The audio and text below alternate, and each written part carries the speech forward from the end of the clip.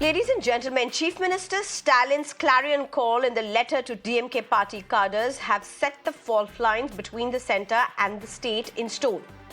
4 issues highlighted. He raked up Tamil Nadu's concern over delimitation, saying depending upon which method is followed for delimitation, Tamil Nadu will either lose 8 seats or gain 2 seats. He called it. In fact, he's also called it a sword hanging over the southern states. That's right, ladies and gentlemen, strong usage of words. Along with delimitation, he called on southern states to unite and also discuss about the 3-language formula that the DMK is very strongly opposing as part of the national education policy. Also included were NEET and allocation of funds from the centre. Let's look at delimitation. If seats are increased from 543 to 750, southern states are going to emerge as the big losers. Why, you ask? Because just look at this number. Karnataka will gain 8 seats, Tamil Nadu will gain 2, Andhra is going to gain 3 seats, Telangana will gain 3 seats, and Kerala will gain 1. You've seen it. For southern states, 8, 2, 3, 3, 1. Now, look at the what it's going to be in contrast. Contrast this to northern states. Uttar Pradesh, 48 seats. Bihar, 30 seats. Madhya Pradesh, 18 seats. Maharashtra, 20 seats. Rajasthan, 19 seats. And we've taken the more conservative method here. So Tamil Nadu is saying southern states that have higher social and literacy indices, including successfully controlling their population, are being punished. How much of this is true? How much of this is politics? How much of this is rhetoric? And what are the political contours to all of this? That's what we are going to be really looking at tonight. Let me introduce my panel at this point. First off, I'm going to be joined by Kalanidhi Veeraswamy, who's a DMK MP. Very good evening. Thank you very much for your time. Allow me to just introduce the other panelists as well at this point. I'm going to be joined by Dr. Syed Hafiz, who's a spokesperson for DMK, Madhavan Narayanan, who's a senior journalist, Dinakar Lanka, who's a leader for BJP, as well as Anurag Naidu, who's an author. Thank you very much. Allow me a few minutes. Give me just few minutes to first just have this conversation with Kalanidhi Veeraswamy. Well, my first question to you, Mr. Veeraswamy, at this point, and it's a very given. What do you make out of what the Chief Minister has done?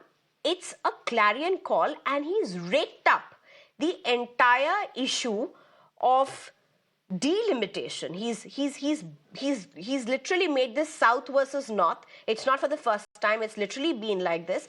And then it's a huge clarion call given by, what do you make out of how MK Stalin has pitched this?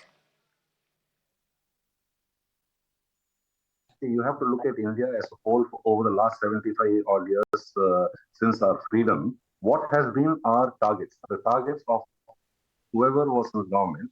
They said that controlling the population is one of the main objectives of this country. So South states have achieved it. In fact, we are having a negative population growth. So when we have a negative population growth, do you think it is fair to now come and say that we are going to take delimitation based on population, where already as it is, the South Indian states, the South Indian states, when I'm saying South Indian states, I'm only talking about Karnataka, Kerala, Tamil Nadu, Andhra Pradesh, Telangana, and Pondicherry Union. We have only about 130 MPs. Technically, 410 or 414 MPs are there in North India. And for any person who wants to rule India as the Prime Minister, they don't even need to come and campaign in the south of India. They can focus on this 414 constituencies, and if they are able to get about 272 plus, then they get to rule the country, where they don't even know what the sentiments of South India is. They do not understand what we feel, what we think. And now you are saying that it is going to be further reduced, where Uttar Pradesh will be having more number of MPs and Tamil Nadu will be losing about 8 MPs. So do you think that is a fair way of having a system of election where a certain segment of people are totally ignored and where they bring in policies which are totally unsuitable for us?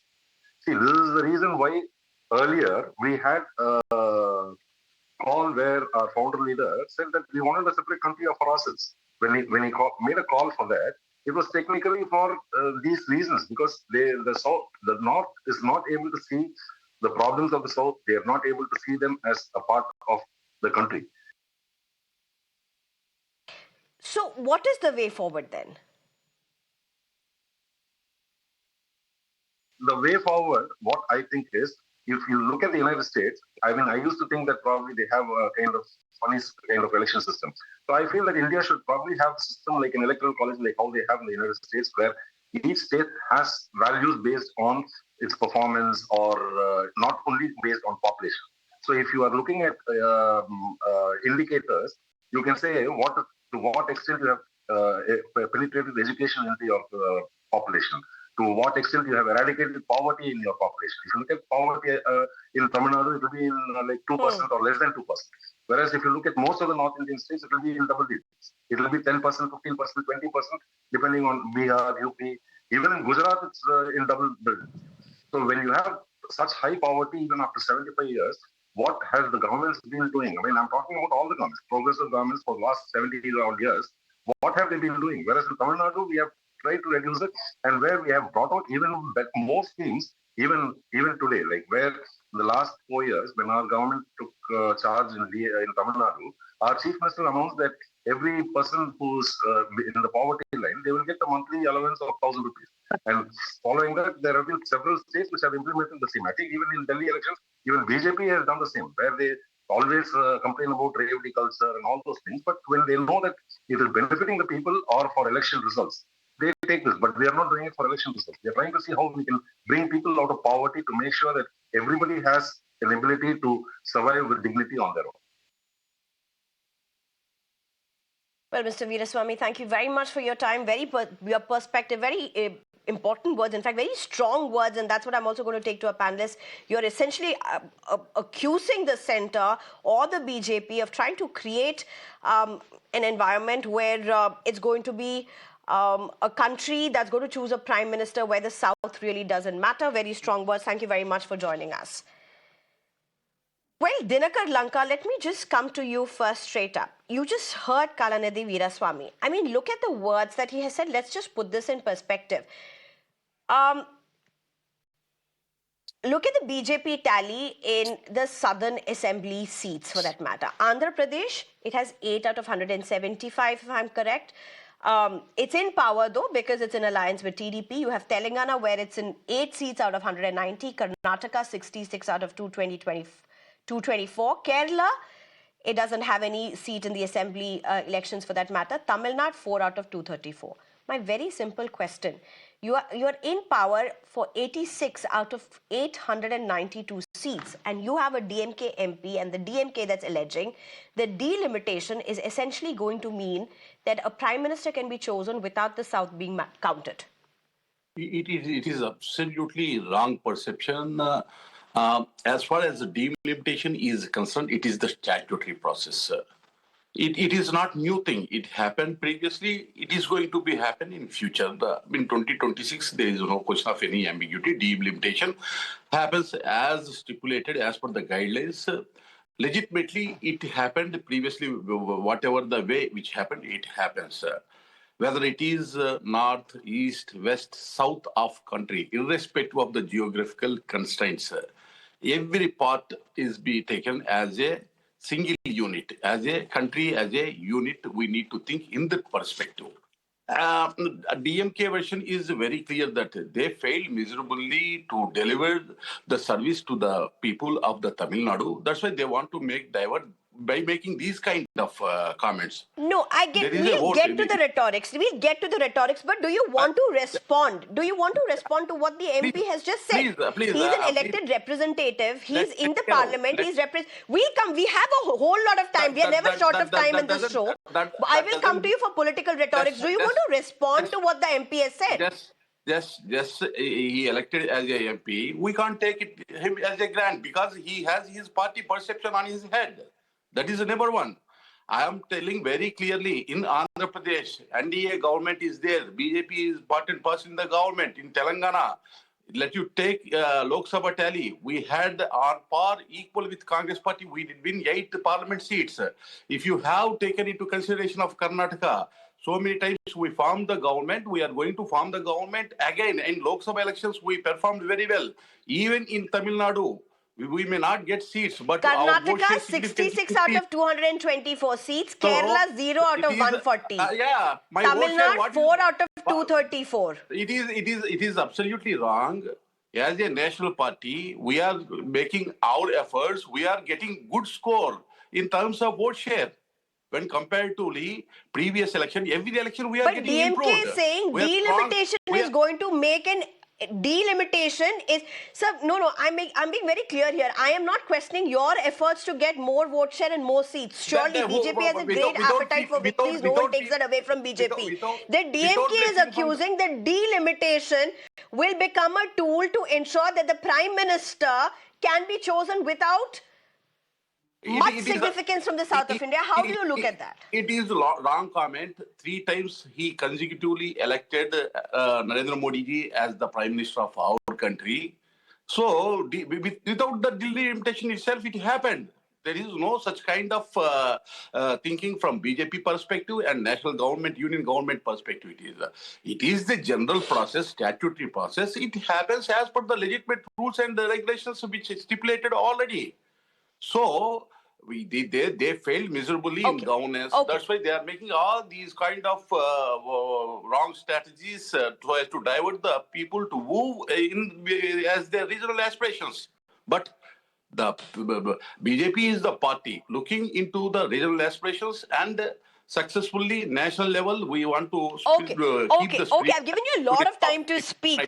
In fact, Dr. Syed Hafiz, before I come to you, allow me, I'm going to make a little detour and go to Madhavan Narayanan. Madhavan Narayanan, we just heard the DMK MP and we also heard the BJP leader. Here's my question to you for somebody who's followed all these developments for a very long time. How much of this is political rhetoric? How much of this is a deep concern? I was going to tell you, Sneha, that please stop calling me to shows where I'll have to, just listen to a lot of political ballast without having a meaningful idea of what it is all about.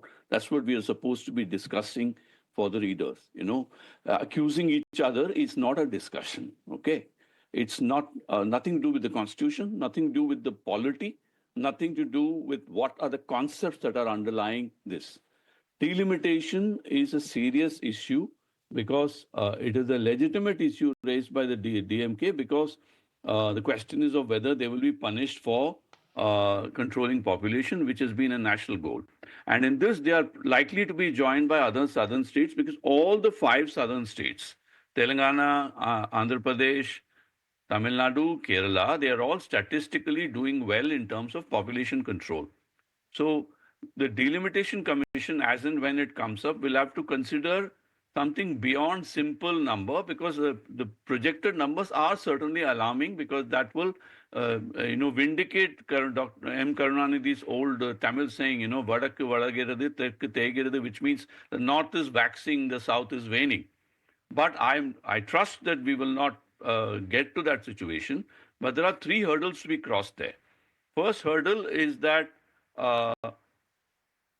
the terms of the engagement of the commission has to be set up in such a way that the South doesn't feel alienated. Second thing is that we do not have the census data yet, and to some extent the census is linked to this umbilically because that will only give us the true picture. But if the true picture emerges, the South may be at a detrimental point. But a very serious concern for me is that the Indian Constitution is not as federal as the DMK imagines it to be or wants it to be. It has the political science teaches us that India is a federation with a unitary bias. So the unitary bias, when it is compounded by a political bias where one party like the BJP is substantially significant in polity, it creates a potential constitutional crisis. That is what is my concern. So what we need is a consensus on the issue, which means we need to understand the polity. We always end up using the word economy, but we rarely use the word polity because polity is the way the system is. The constitution determines the polity and the polity determines the constitution. We have to really understand the last few words of the preamble of the constitution. No, so here's the thing, Madhavan Narayanan, if you are saying it does... It does. Just a minute. Allow me a minute. If you're essentially saying that this is going towards a constitutional crisis, if I may really use that word, fault lines are clearly established. Now it's all linked together, whether it be the three language policy, whether it be the NEET examinations, or even in this case, delimitation.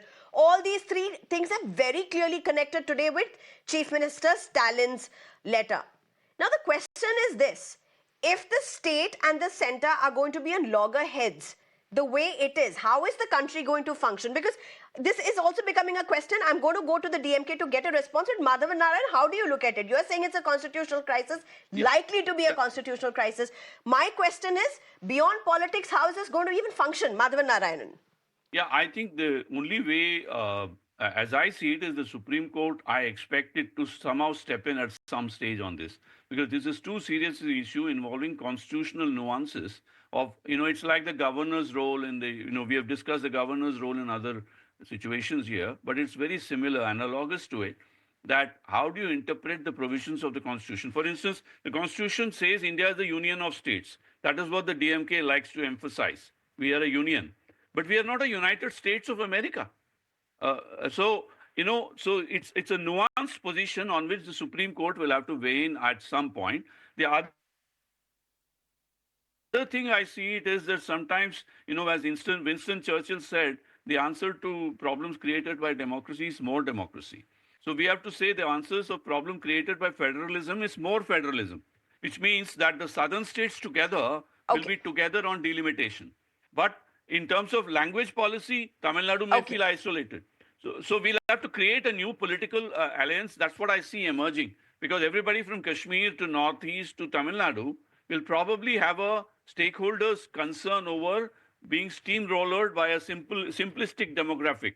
That is where the federal character has to be reinforced, as the DMK member said. An electoral college system or a proportional representation system may be considered as an adjunct of the delimitation instead of simply numerically I'm going to come in at this point, Madhavan Narayan. You spoke about this whole union versus federal structure of the Constitution, and it's a debate which has been going on since the beginning of the Constitution, for that matter. There have been even several court verdicts over this. In fact, constitutional books are full of that entire narrative. But Dr. Syed Hafiz, let me just come to you. Look at what this is boiling down to. Are we getting onto a constitutional crisis? Because look at what Chief Minister Stalin said today. He has said we are ready for another language war. We all know what he referred to as the first language war. But the polity, the country, the politics of it all has changed since then. If you're saying you're heading on to a next language war, if you're bringing in delimitation, linking it all to it, how are you going to function with the center and the other states? So, see, as the learned panelist said, it is a federal state. At least on paper, India is a federalistic country. What we demand is upholding the federalism which is in the spirit of the Constitution. That is a legitimate demand by any government or any political party within India. As far as the delimitation issue is concerned, it is a legitimate concern and an expectation of a state which has followed a population control policy, which was emphasized by the Union Government of India. Union Government of India said that we will reward people and the states which follow population control policy. In democracy, election is a process where you have to reward people who have performed well. But here, by bringing in delimitation, rather than rewarding initiative brought by the following an initiative brought by the Union Government of India, here we are facing a situation where we are going to be punished. Our say in the power dynamics of this country is going to come down. How can we allow that in democracy? Already there is a situation where UGC is intervening in the state rights to appoint vice chancellor. There is a union government which is forcing a third language policy in Tamil Nadu against the interest of a state government. There is a union education minister who comes up and says that if you don't follow the three language policy, I will not give you the funds. So what happens in this federal structure? Already the powers which are in the concurrent list, the subject which are in the concurrent list have practically become union. what is the way out if our power in the union government further comes down? Then the southern states will become negligible in policy making.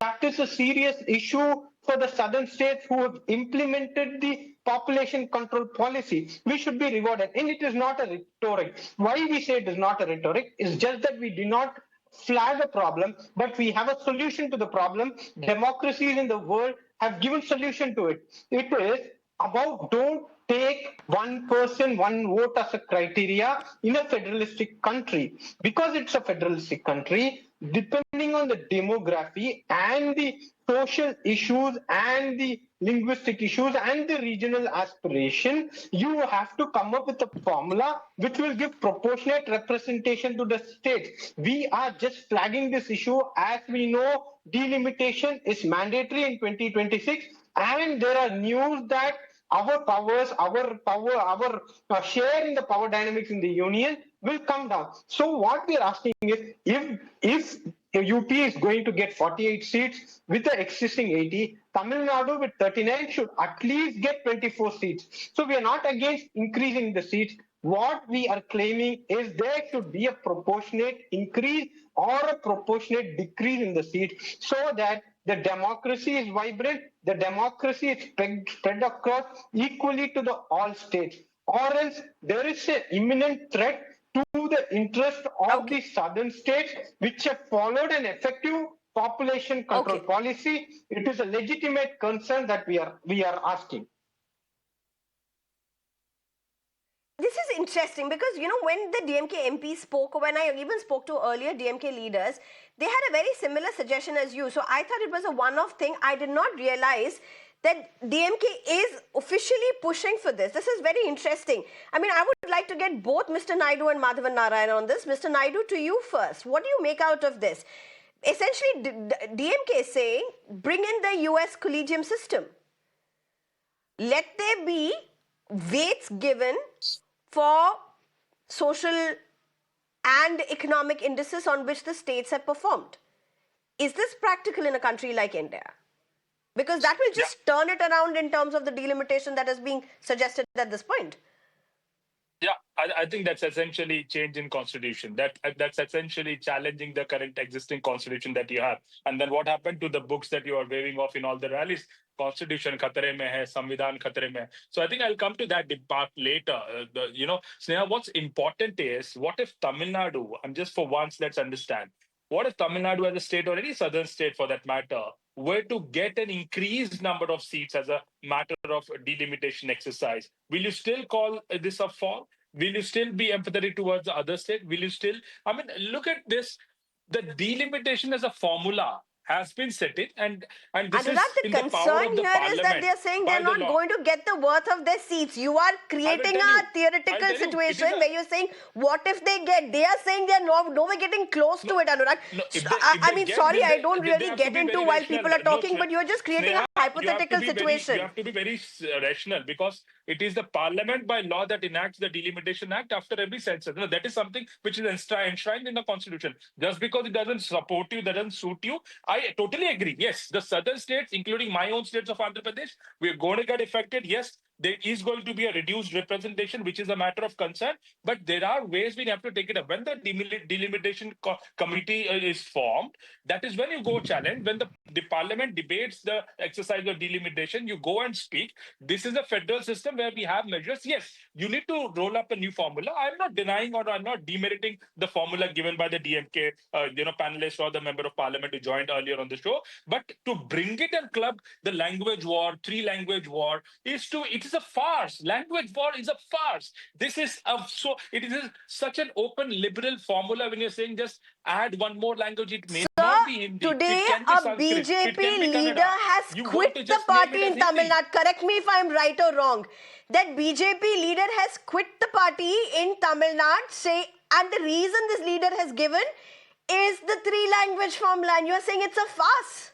What is the three language formula? You are a journalist now. Can you tell me what is the three language formula? The three language formula only states to the state I that the can children must very learn one clearly tell you, I additional have Indian no language, doubts, but then not I will become the necessarily Hindi. panelist in my No, show. don't pattern narratives. Have no Not doubts, I necessarily am Hindi. extremely You clear can. about what the three language formula Does it is say Hindi? and what the Does two it say language Hindi? formula is. I Does am it say crystal Hindi? clear. No, But does here it say I Hindi? am, you could call me on your show and I'll be a panelist, I promise you that. But for now, you are the panelist and you will have to answer this question. Go ahead. No, but does it say Hindi? It doesn't say Hindi as it, right? If somebody wants to use it for political gain, can we discuss that in the matter of no? This is something that this is see the politics cannot be for your personal gain. It is for the people. It is for the society and for social good.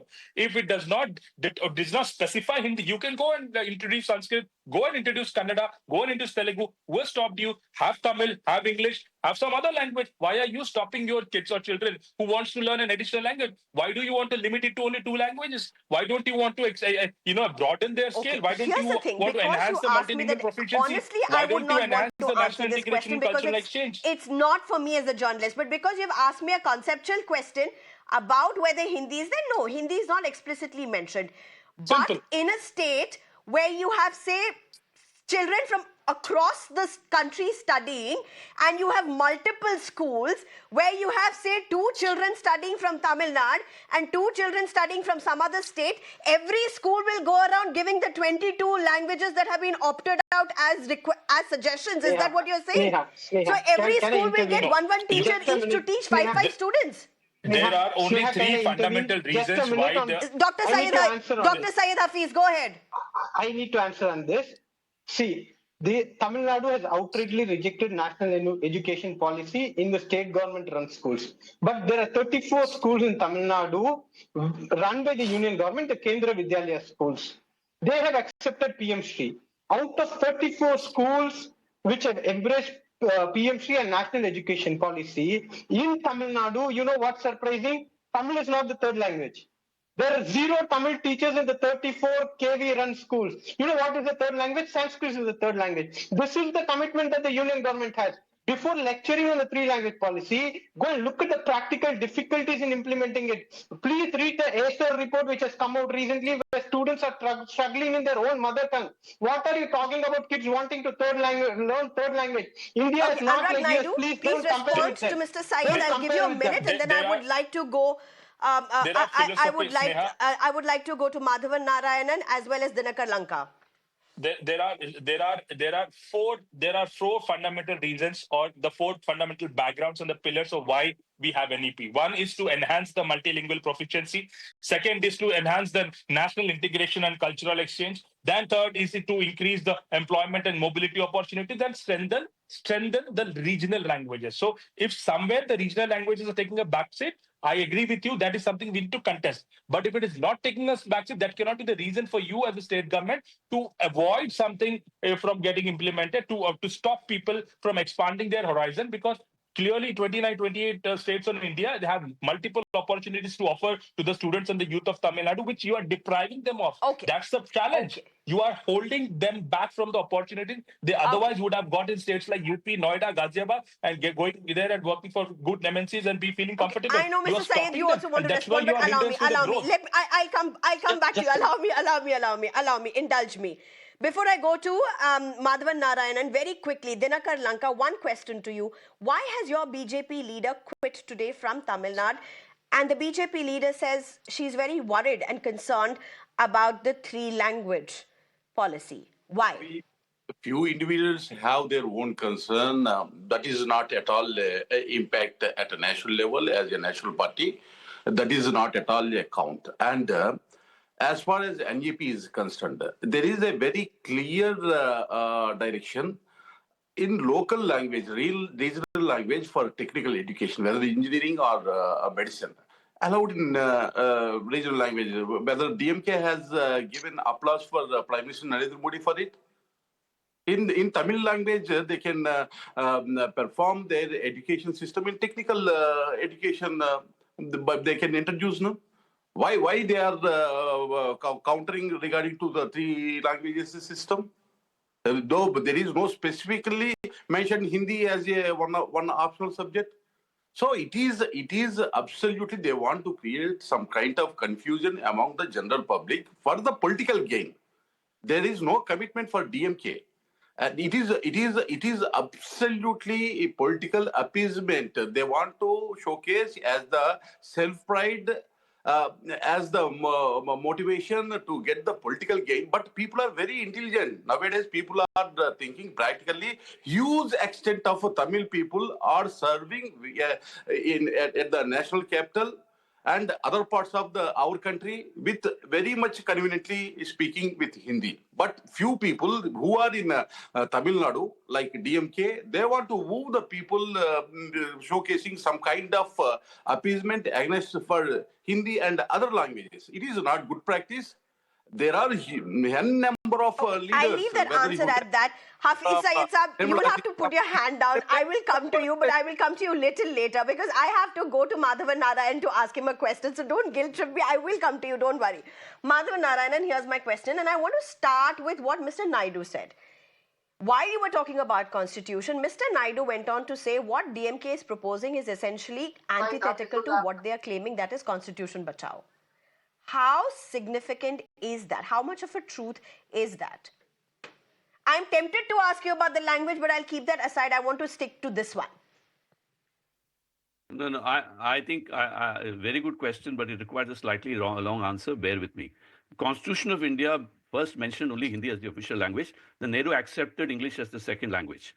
And then Lal Bahadur Shastri upheld that whole principle.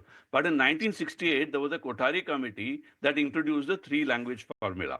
And now the fun fact, in 1976, under the emergency rule of Indira Gandhi, which both DMK and BJP suffered because of the emergency, but in this, it created the situation where education was shifted to the concurrent list from the state list, resulting in the central powers which are now evident in a mix of the 1968 three-language formula and the PM Shri system, school system, in which the central government is wielding financial power to influence Tamil Nadu while officially claiming that it is not politicizing the issue. But if you look at the history, RSS had a slogan called Hindi, Hindu, Hindustan. So there is a political backdrop to this, which the BJP is now trying to sideline, that we have to keep in mind. So the Tamil Nadu suspects the motive of the BJP because it's already having issues like one nation, one election, and then, there is an attempt to homogenize the polity of this country, and which DMK doesn't like. Everything from delimitation to three-language policy or formula to one nation, one election forms under the umbrella of what I call the national homogenization attempt, as opposed to a diversity-based unity. So therefore, all attempts are being used, whether it's the office of the governor, whether it is the education policy, to make everybody wear the same uniform. But DMK has its roots in the anti-Hindi agitation. And please remember, we go back to Periyar, who even asked for a separate country called Dravida Nadu. So DMK has evolved from separatism to subnationalism to federalism. So they are coming from the other extreme of the political conversation. So, and RSS and BJP comes from this extreme. So the politics is bound to be there. So if anybody from BJP says this is not politics, don't believe them. But it's equally politics for both. So the real issue for us as a country, as reasonable people, is to see where the consensus will lie, whether it is delimitation, whether it is a language formula, or whether it is the education policy, which has been historically shifted from state list to the concurrent list, which is why the only way out is for a consensus in which a parliamentary committee or the Supreme Court will have to come in ultimately. Otherwise, politicians will keep taking, most people are half-baked people. They are not like me. I am fundamentally in your show to essentially tell your viewers, look beyond the rhetoric that the others are saying. Okay? Otherwise, I have no purpose. I am not contesting for a seat. Okay? I am here to enlighten your viewers because to no, see if you through were the contesting rhetoric of others. for your seat, if you were going to contest for a seat, then I would have had to take one of the political panelists out and have you in. But we leave that for another day, another year. As they say never. We'll keep that for another day. But, here's the question. So, it's interesting what Madhavan Narayan said, and I wanted him to speak about this because it's important to put politics in perspective, and possibly generations will not know about, particularly where DMK comes in. I know hands are up, but let me go to Dr. Syed. Dr. Syed, equal politics from DMK. See, how can you say it is politics when we are expecting a legitimate right? If there is a delimitation on one vote per person, if what the scenario suggests that the UP is going to get 48 seats, we claim our right of having proportionate increase in the seat is politics.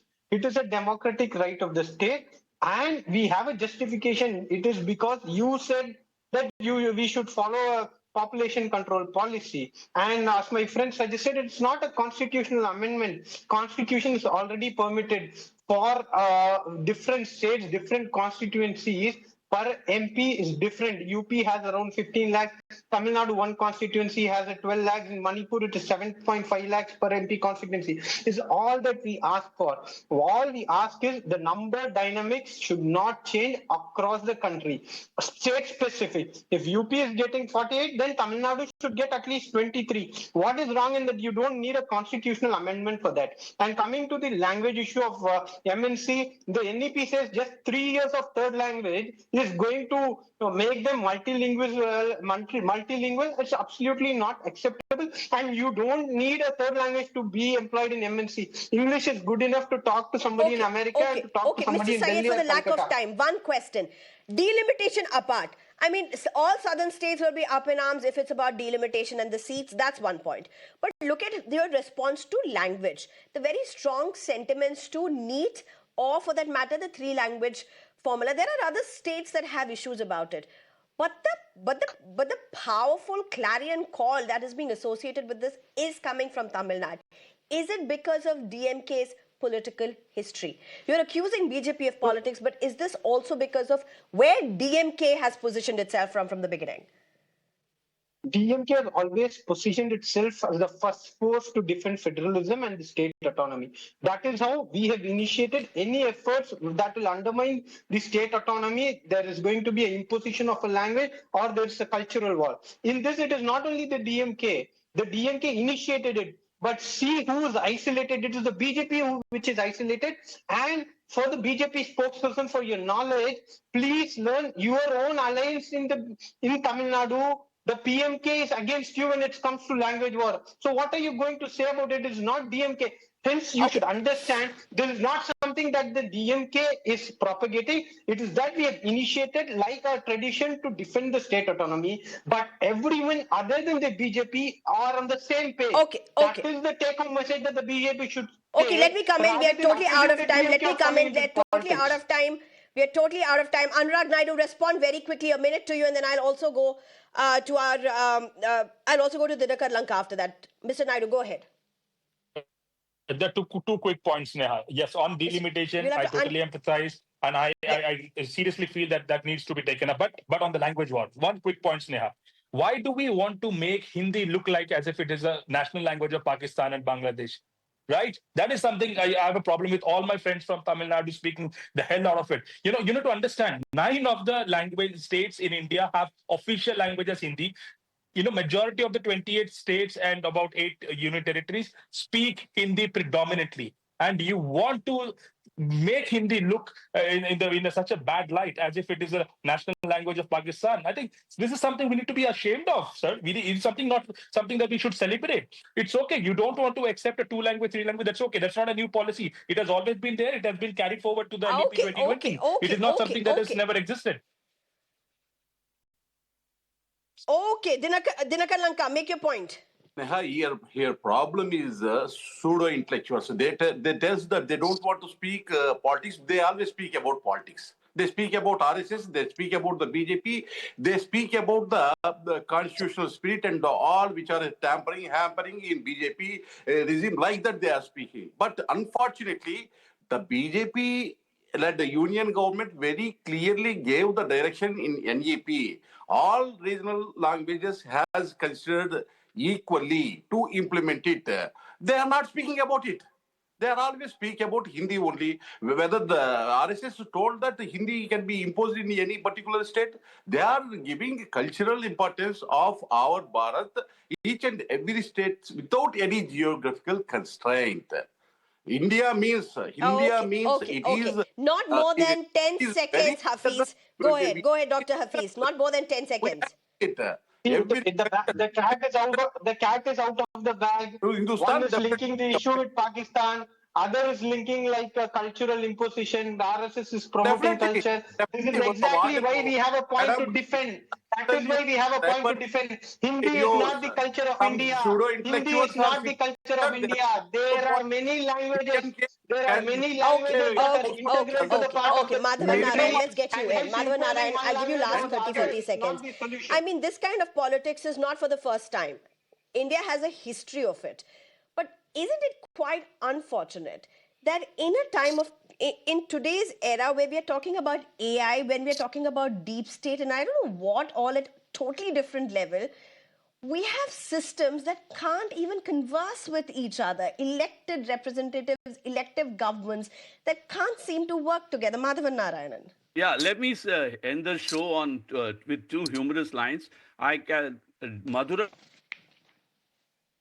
is considered the capital of Tamil culture, and the distance between Delhi and Madurai is 2,550 kilometers, and the distance between Delhi and Tehran is also 2,550 kilometers. So I like to joke that the DMK looks at Delhi the way the BJP looks at Persian. You know, Hindi is to them what Persian is to BJP. And the other thing I want to say is that you were mentioning artificial intelligence, and I think the best way to solve the problem is to introduce a three-language formula in which the mother tongue, the English, and the third language would be Python, which is used in all the coding their for own agenda. artificial intelligence. So that would make us much more smarter as a country instead of arguing over this. And as far as the rest is concerned, it's all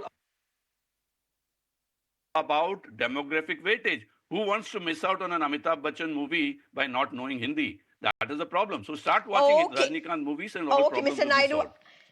be solved. Mr. Naidu, I'm afraid I'll not be able to come to you. I'm totally out of time, but I'm waiting for you to call me on your panel. I'm sure I have some answers. Mr. Madhavan, I hope you are happy that this wasn't just a lot of noise and no substance to it. To all of our panelists, thank you very much for your time. This is going to be an issue that is hugely emotive, hugely political in days to come, and may well, in fact, define how the centre and the south really, in fact, how centre and Tamil Nadu for the starters and the others look at it. So thank you very much, Dr. Syed Hafiz, Madhavan Narayanan, Dinkar Lanka, as well as Anurag Naidu. Thank you very much for joining us. It's time for a short break.